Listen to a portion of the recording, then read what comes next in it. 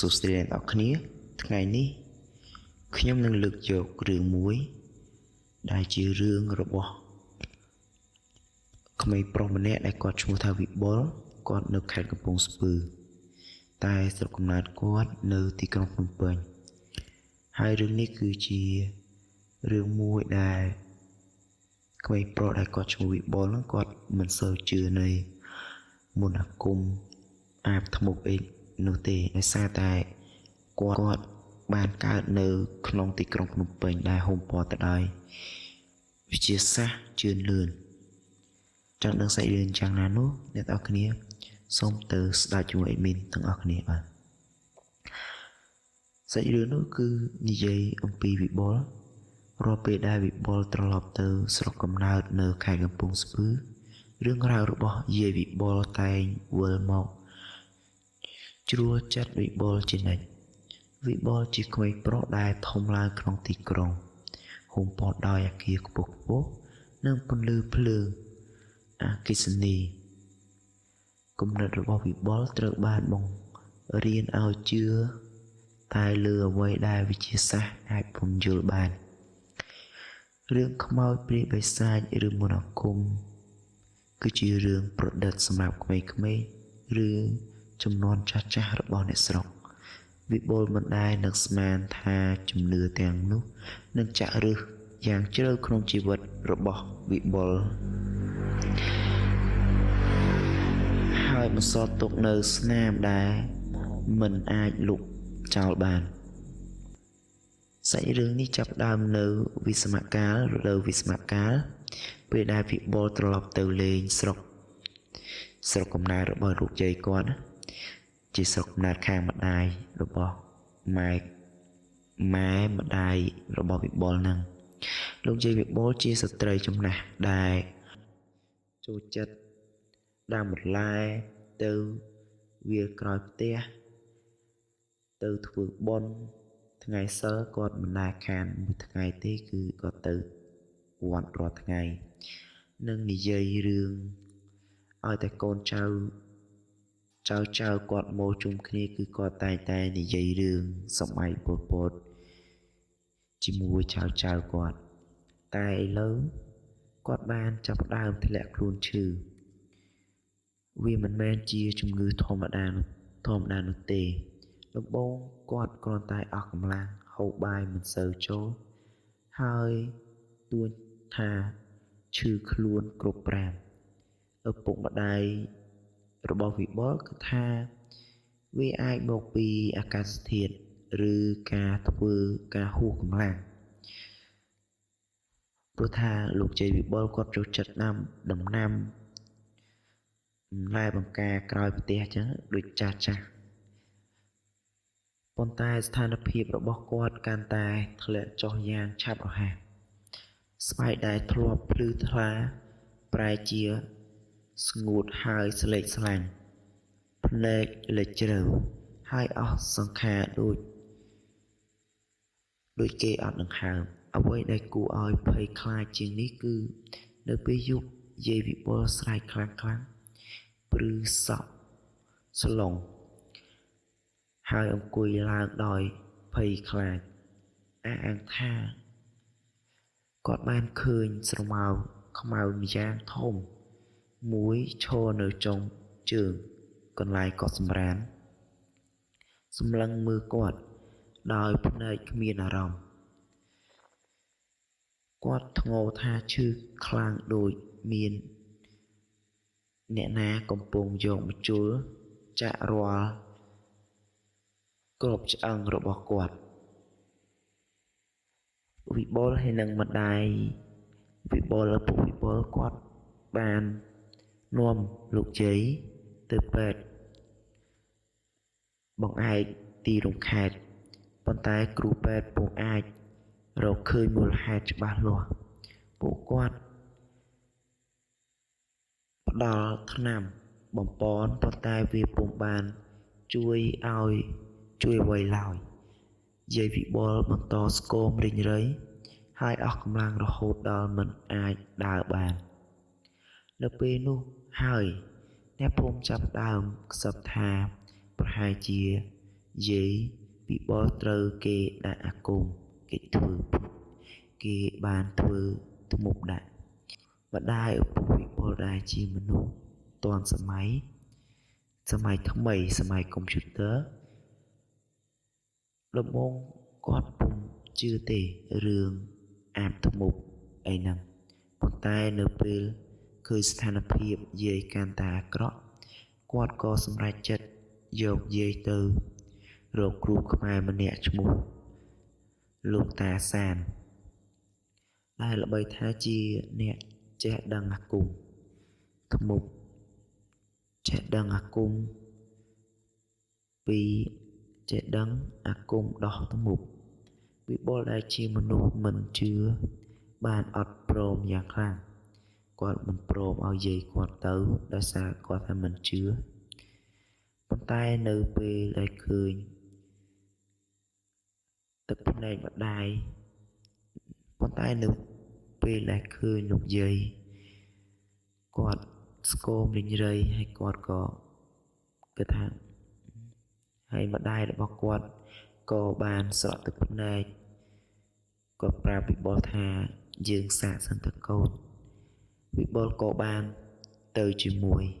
ម្ដាយនិងឪពុករបស់គាត់យើងកាត់មកដល់ផ្ទះលោកតាសានផ្ទះលោកតាសានស្ថិតនៅចុងភូមិដាច់ស្រយាលពីអ្នកភូមិដទៃនៅពេលឈានជើងចូលម្ដាយឪពុកនិងវិបុលពុំអាចមើលឃើញអ្វីច្បាស់ទេលើកលែងតែពន្លឺធូបដែលឆ្លុះចាំងពីជ្រុងផ្ទះលោកតាសានជាមនុស្សចំណាស់មានតូចប៉ុន្តែមានភ្នែកមុតស្រួចម្ដាយឪពុកវិបុលគាត់បានប្រាប់សាច់រឿងទាំងអស់នៃរឿងរបស់លោកយាយវិបុលហើយលោកតាសានក៏គាត់បានបិទភ្នែកលើកលែងតែពន្លឺធូបបិទភ្នែកហើយយកធូប3ដើមបន្ទាប់មកគាត់បើកភ្នែកឡើងវិញហើយនិយាយដោយសំឡេងគួរឲ្យរន្ធត់លោកជ័យក្មួយរូបជ័យរបស់ក្មួយត្រូវគេដាក់អំពើគេយកដីក្បាលដំណេកនិងសក់របស់យាយទៅដាក់ក្នុងភ្នោខ្មោចតាមវិធីអាគមគាត់វិញ្ញាណអសុរកាយនោះកំពុងតាមរឹតយាយរហូតដល់គាត់ស្លាប់ប៉ុន្តែលោកតាសានគាត់ប្រាប់ថាគាត់មានវិធីដោះអំពើរបស់លោកយាយលោកតាសានបានផ្ដល់ថ្នាំពីរប្រភេទទៅដល់ម្ដាយនិងឪពុករបស់វិបុលប្រភេទទី1គឺជាស្មៅនិងឫសឈើសម្រាប់ដាំទឹកឲ្យលោកយាយពិសាទី2ជាម្សៅខ្មៅសម្រាប់ការពារដោយបាច់នៅបរិវេណជុំវិញផ្ទះរបស់លោកយាយវិបុលនៅពេលយប់មុនពេលយើងត្រឡប់មកវិញមុនពេលម្ដាយនិងឪពុកវិបុលត្រឡប់ទៅផ្ទះលោកយាយវិញលោកតាសានបានយកយ័ន្តមួយផ្ទាំងដែលគូរដោយឈាមហើយឲ្យខ្ញុំពាក់ជាប់នឹងខ្លួនជានិច្ចក៏ព្រមានថាបើយប់ណាឮសំឡេងគេហៅឈ្មោះរបស់ក្មួយពីក្រៅផ្ទះកុំឆ្លើយបើយប់ណាឮសំឡេងហៅឈ្មោះរបស់ចៅពីក្រៅផ្ទះកុំឆ្លើយតបឲ្យសោះបើឆ្លើយព្រលឹងចៅនឹងត្រូវវាចាប់យកទៅយកដល់សែនខ្លោចដែលយកដោយសែនងងឹតសូនឈឹងនៅយប់ដែរយើងធ្វើពិធីបាចថ្នាំនៅជុំបរិវេណផ្ទះខ្យល់បក់ខ្លាំងដោយគ្មានមូលហេតុហើយអាកាសធាតុដូចជាកាន់តែងងឹត វិបុលព្យាយាមគេង ប៉ុន្តែគេមិនលុបគាត់បានភ្ញាក់ដោយសំឡេងក្រាក់ពីក្រោមផ្ទះដូចជាមានអ្នកណាកំពុងជីកដីបន្ទាប់មកស្រាប់តែមានសំឡេងស្ត្រីម្នាក់ស្រែកហៅខ្ញុំវិបុលចេញមកនេះមកខ្ញុំសំឡេងនោះដូចជាសំឡេងអ្នកជិតខាងរបស់យើងដែលម្ដាយវិបុលសង្ស័យថាជាអ្នកដាក់ធ្វើធ្មប់ដាក់លោកយាយវិបុលញាក់សាច់ហើយចងចាំពាក្យដែលលោកតាសានបានប្រាប់វិបុលមិនហ៊ានឆ្លើយទោះបីជាសំឡេងនោះស្រែកខ្លាំងឡើងក៏ដោយបន្ទាប់មកវិបុលឃើញស្រមោលខ្មៅមួយរត់កាត់អួចស្ទង់ហើយអ្វីក៏ស្ងាត់ស្ងៀមទៅវិញនៅព្រឹកថ្ងៃបន្ទាប់វិបុលបានឃើញសត្វមនុស្សមួយចង្កោមនិងរណ្ដៅតូចមួយនៅក្រោមផ្ទះមានរូបប្រដាប់ដោយម្ជុលដែលដូចជាត្រូវបានប្រើសម្រាប់ធ្វើអាគម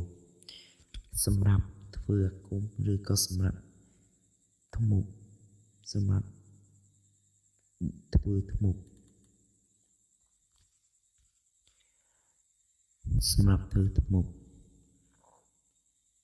ហើយបន្ទា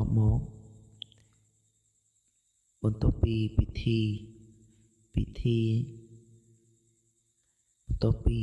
លោកតាសានធ្វើពិធី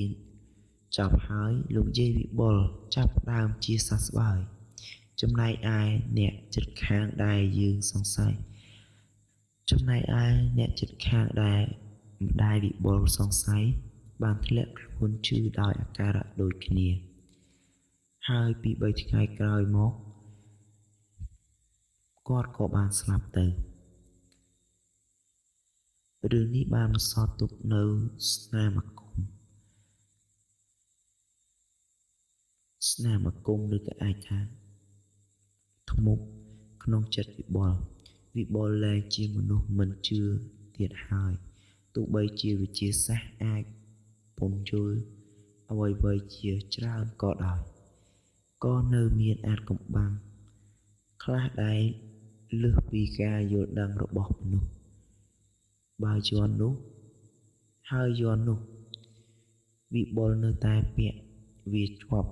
នឹងខ្លួនរហូតមកដល់សប្តាហ៍ថ្ងៃតើសាច់